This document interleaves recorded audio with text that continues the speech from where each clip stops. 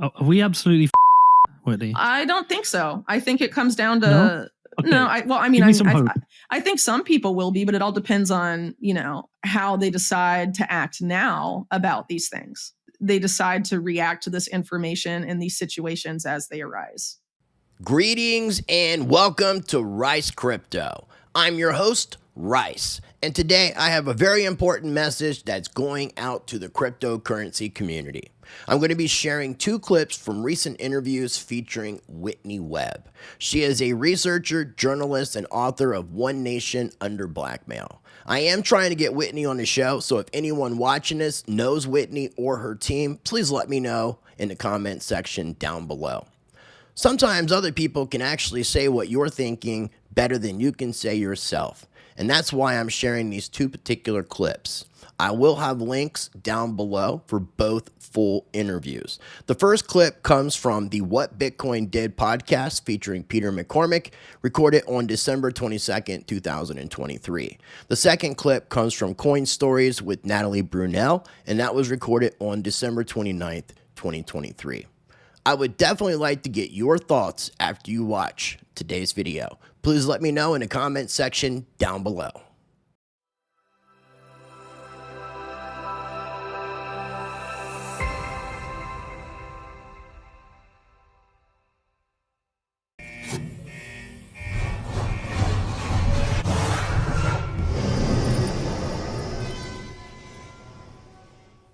Yeah, in my world, a lot of people think that Bitcoin is the resistance. You take control of the money, you take the power away from them. Do you give any credence to that? I mean, how down the Bitcoin rabbit hole are you?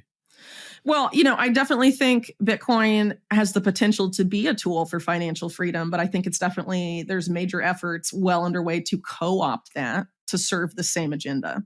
Right. And so I think people in the Bitcoin space that want it to be a tool for financial freedom need to get wise to those efforts to co-opt and resist, because it's either a tool of financial freedom or it's not. You know what I mean? And so if you cede enough territory and let them completely dollarize Bitcoin and turn it into a tool of U.S. empire to keep the dollar afloat and keep dollar hegemony going forever and ever and ever, and are saying it's a flaw in Bitcoin that you can't put dollars easily on Bitcoin and all of this. I mean, no. I mean, the whole point, supposedly, right, of creating Bitcoin was to give Wall Street banks the middle finger and create something that had immutable, sound monetary policy. Correct? Mm-hmm. Yeah. So if you allow them to co-opt it so it's not those things anymore, what are you left with? The same old world. Is it a tool of financial freedom, or is it just has the promise of Bitcoin been hollowed out and replaced with Wall Street garbage? Is that what you think the issue there? Like ETFs? Are you alluding to the ETFs? There's all sorts of things that are happening in Bitcoin right now that could be under that umbrella. But when you start to have people like BlackRock being like, you know what, we actually like Bitcoin now, that's a sign to pay attention. You know what I mean? Bitcoin is hope. So I think people need to, in the Bitcoin space, need to be very aware that there is a fight being had right now about the future of Bitcoin. And you have to decide which side you're on. Are you going to fight for Bitcoin to be a tool of financial freedom, or are you going to allow it to be co-opted by the powers that be that it was supposedly designed to resist them and, be something they can't control? Are you going to give them control of it? I mean, the answer should be no to any Bitcoiner worth respecting, in my opinion. See, for effective form of resistance, we need a lot of people to understand this and care enough about this. And I feel like we're a very, very low percentage of people who are even paying attention to the things you're talking about and caring enough to resist. I feel like we're potentially sleepwalking into a terrifying future. Well, again, it all comes back to personal responsibility, because, I mean, ultimately, in general, what can you control? A lot of times you can only control what you do and how you react to things, right? So This coming push to regulate the internet and the destruction of the existing financial system to create this put in place. I've done a lot of reporting on the past of, and including the simulations of the Wall Street banks, the central banks, and the big tech firms all together simulating a massive cyber attack on the financial system as the reason that this will all be brought in. Whether that's from the World Economic Forum itself or the Carnegie Endowment, which at the time was run by William Burns, who is now CIA director. Yeah. That's definitely stuff to pay attention to. But what if that kind of stuff happens? Well, going back to Argentina for a second, I know a lot of people from Argentina, their economy literally collapsed in 2001. What if those people said about, their advice in dealing with that kind of situation? Don't panic. Don't give in to the fear. Because if you're panicking, give in to the fear, you're not going to make good decisions. You're just not.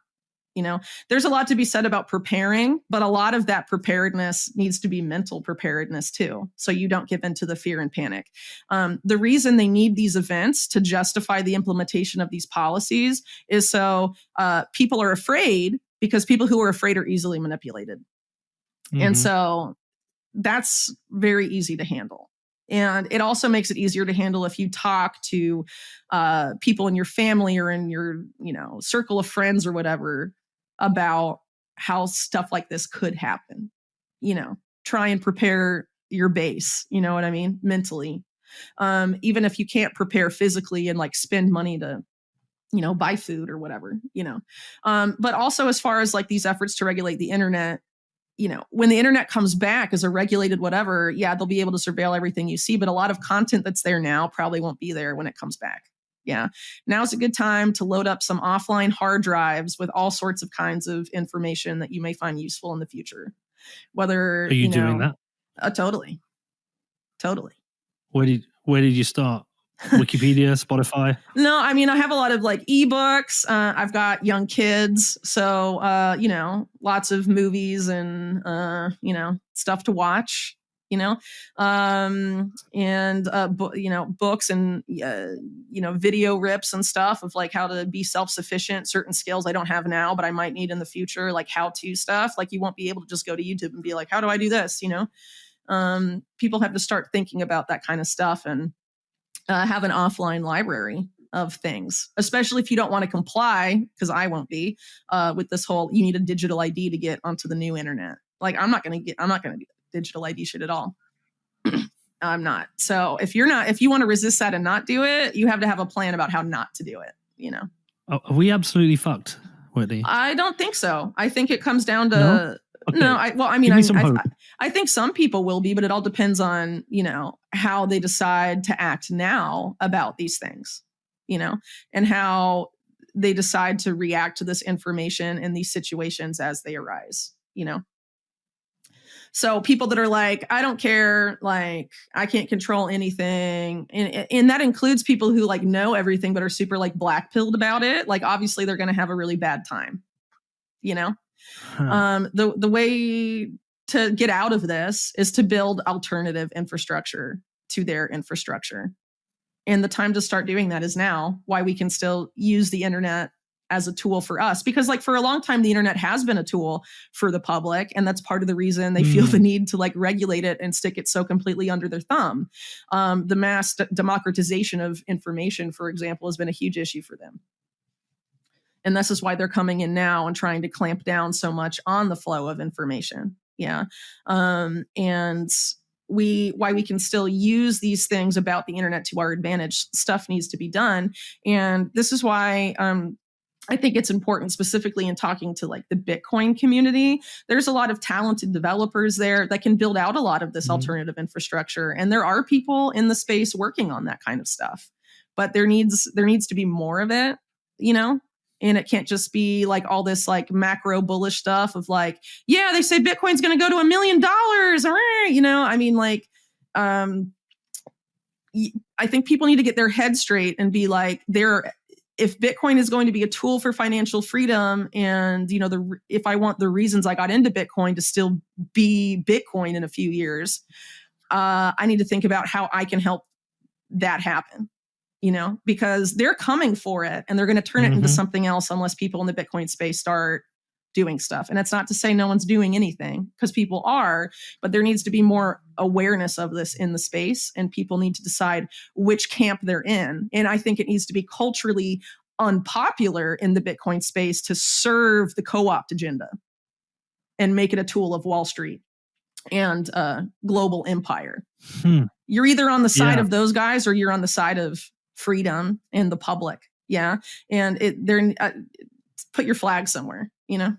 Yeah, so me and Danny have debated privately the idea of the ETFs quite a bit, and we keep coming down on the ultimately it's bad because there's kind of question, well, you know, but if BlackRock are marketing it and Fidelity are marketing it, then well, it's gonna legitimize Bitcoin, and you know, and lots of people will therefore be buying Bitcoin, and then we realize it's going to expand its reach. But then it's like, yeah, but how's it expanding its reach into a centralized entity, which is all centralized control? And then, you know, we know historically BlackRock have kind of been a little bit evil at times. They own a lot of the Larry Fink is not your friend.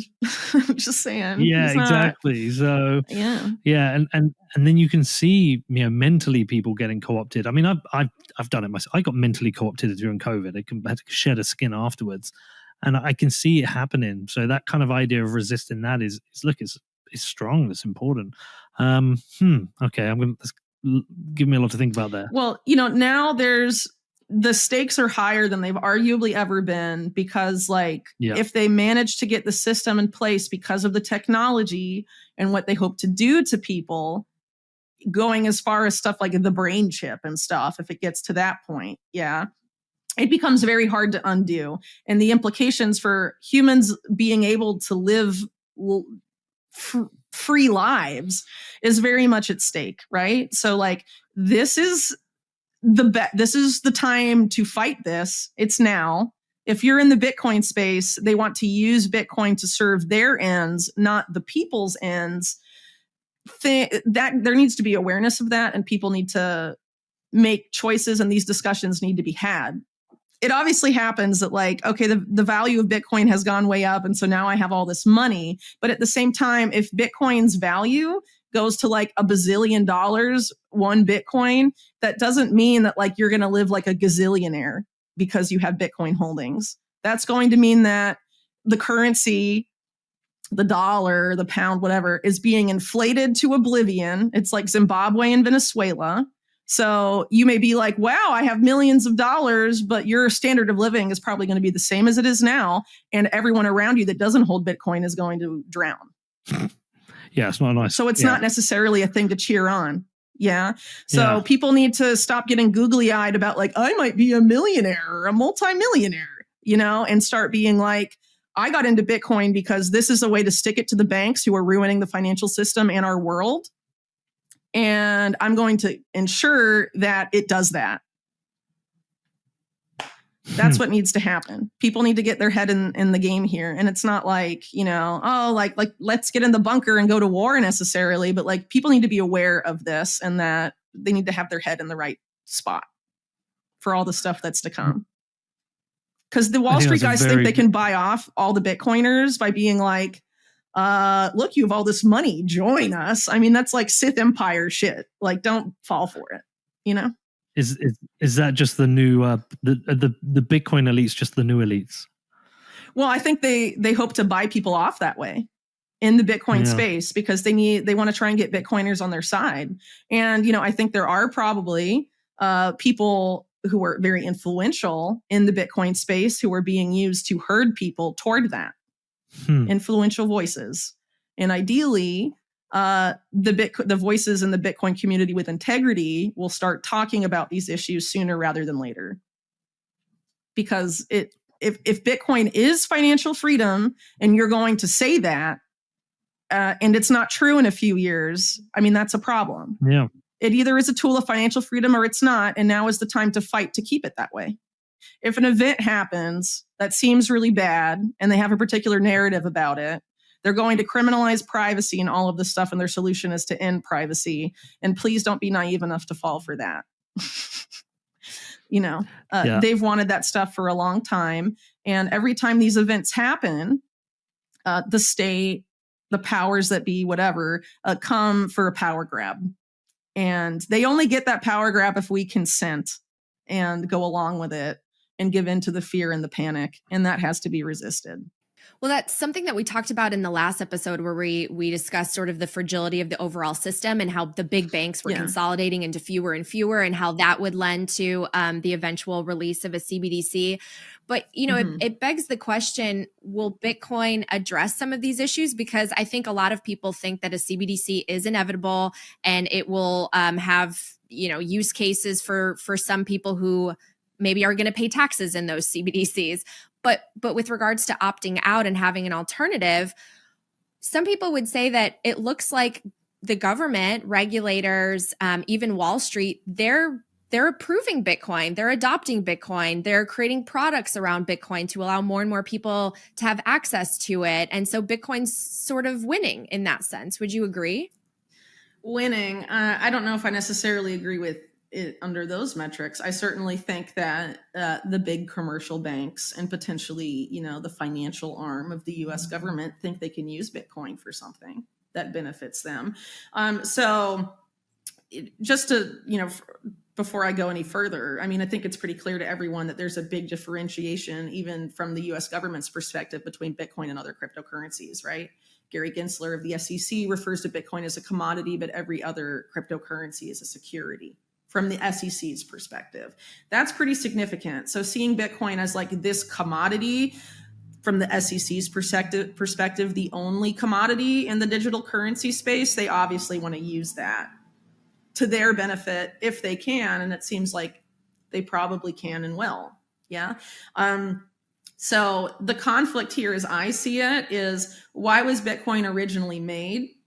You know, from what I have, what's been portrayed, right? It was created as a tool of financial freedom to prevent fiscal irresponsibility on the part of central banks and also commercial banks as a response to things like the 2008 financial crisis. Okay. So what happens when the same powers that Bitcoin was created to thwart start using it to continue their bad behavior? Is it still a tool for financial freedom then, or has it become a tool of the same people it was created to fight against? This is a real discussion that needs to happen in the Bitcoin space. It is happening to a degree, arguably not enough. I think a lot of people, you know, can get kind of googly-eyed thinking like, oh, wow, what if Bitcoin goes above $200,000? Like, and all of this stuff. Like, okay, well, it's great that you might have, you know, a higher net worth, but in a lot of the cases where like Bitcoin would be projected to reach astronomical sums, that means like the dollar and like other currencies widely in use become like insanely devalued. So like, okay, if a loaf of bread is worth like $300 because like helicopter money in the US has happened and it's like hyperinflation, and you have Bitcoin, like you might have like a lot of, you know, it looks like you have a lot of money in your account, but in terms of purchasing power, like you basically have the same lifestyle you have now, but everyone else around you is dirt poor and has nothing. Like, is that a scenario to be like cheered on? I don't think so. Bitcoin's supposed to be ideal money, right? And a tool of financial freedom. And if we let the people that have run this insane monetary casino for decades use Bitcoin for their ends, Bitcoin will cease to be that, period. I also think there's a side effort too, and I think it's very obvious, or should be very obvious to people in the space, to criminalize privacy enhancing tools for Bitcoin transactions. They want Bitcoin transactions, those that they allow to happen, to be completely surveillable. They don't want financial privacy, which is part of this push for bank issued stable coins and deposit tokens and CBDCs, is all about knowing everything about the flow of money. You know, how the public spends their money. They don't want you to spend $1 and them not know about it, you know? So, I mean, that's essentially where it's headed. And to use Bitcoin, they want it to go in that direction as well. So, it's very likely, like, in the event that, like, the dollar hyperinflates, like, people have made the case that, like, maybe Bitcoin will be used as a reserve asset to keep the dollar from completely imploding. Like, if the US is going to default on its debt, and we're like, what, at like 34 trillion now? I mean, it's like completely insane, and it's not like going to be addressed, the debt problem. So obviously it will explode at some point. So, I mean, people have to be very cognizant of, like, these efforts to use Bitcoin for ends that are, like, not good in terms of, like, the original ethos of Bitcoin. So people kind of have in my opinion, have to pick a side here about, like, are you going to fight to keep Bitcoin a tool for financial freedom for everybody, and to keep it being, like, ideal money to as a hedge against central bank and commercial bank malfeasance? Or are you going to let those same central and commercial banks use it for their ends and incorporate it into their system of complete financial control?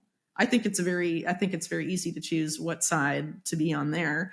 But some people, again, are like, ooh, the prospect of being a millionaire sounds great. But, like, if you to maintain the lifestyle you have now in a hyperinflation scenario costs $1 million, I mean, that's not great either. And, if all your transactions are surveillable and all of the stuff, I mean, maybe you have more money, but, like, the system they're trying to, like, usher in, commit a thought crime, and the DOJ will just come and seize all your Bitcoin like they do to tons of people.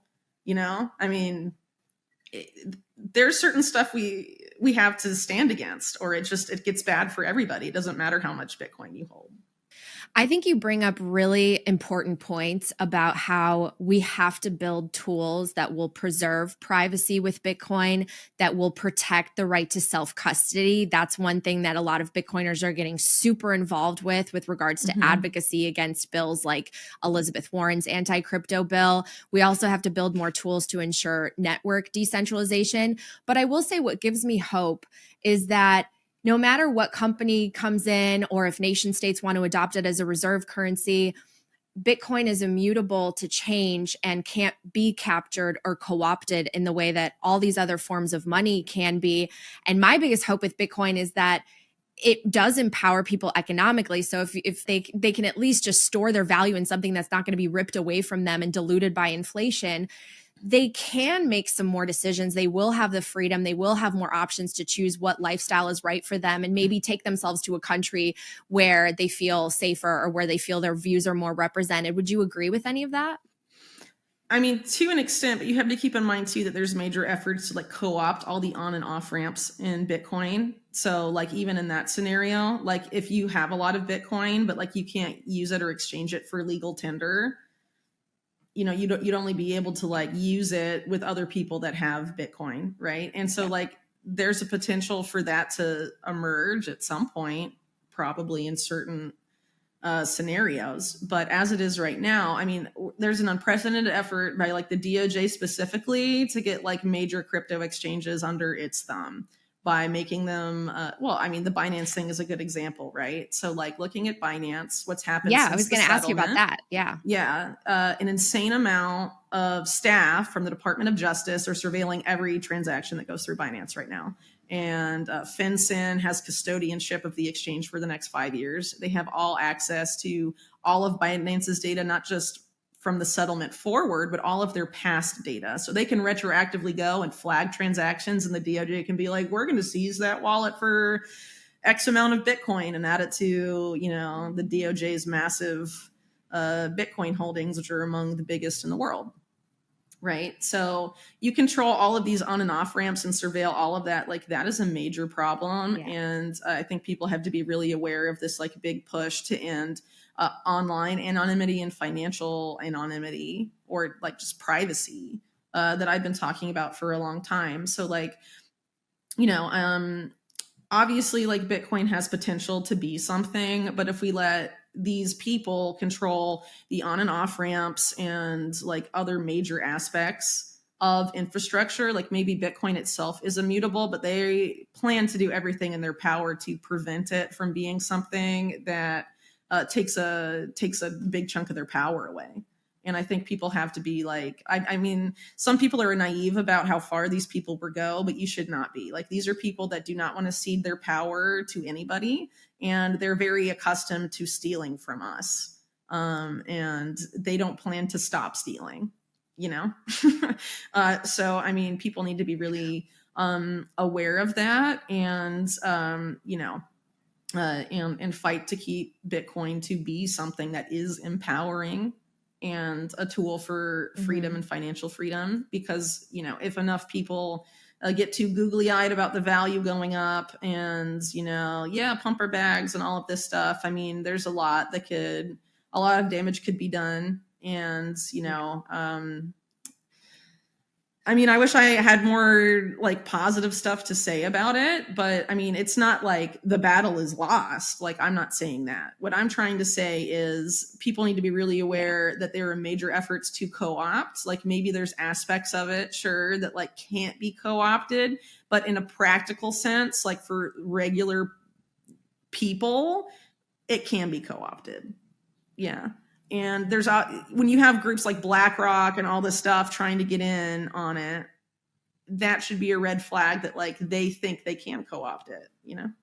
Yeah, I mean, I think these conversations should be had, and I think we should have these thoughtful debates. And in the future, I see, you know, 10, 20 years out, I don't think the majority of people will want to custody their own Bitcoin. We on these shows, we always say, not your keys, not your coins. And we tell people to do it. And I have tutorials on how to do it. And I think people should. But unfortunately, I think the majority of people will end up trusting a third party, which you're right, to your point. I mean, I have the white paper literally right behind me talking about the problem with trusting third parties and intermediaries and how central banks have let us down by devaluing currencies. The point of Bitcoin is that it is an asset with no issuer that you can take custody of. So I hope people learn to do that, but you're absolutely right. These are things to be really aware of. Before we wrap up today's video, I appreciate you watching all the way to the very end. Once more, I would like to know your thoughts about what was talked about on today's video. Be sure to check out the full interviews linked down below in the video description and the pinned comment. With that being said, I encourage you as always to be a blessing to others, treat people how you want to be treated, be the glitch that you want to see in this matrix, be the change that you want to see in the world. And until next time, practice change.